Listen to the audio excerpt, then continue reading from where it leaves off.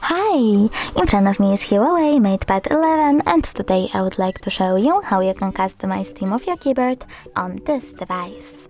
Start by opening settings and scrolling down. Now choose System and Updates, Language and Input, your current keyboard and themes. Over here select Custom and tap on Start. Then choose Add Image and pick one of your images by clicking at the chosen one. Now save it by tapping at the top right corner. Over here you can pinch it to scale and drag it to move. When you're ready, select Done, but firstly you can also adjust background darkness by swiping left or right.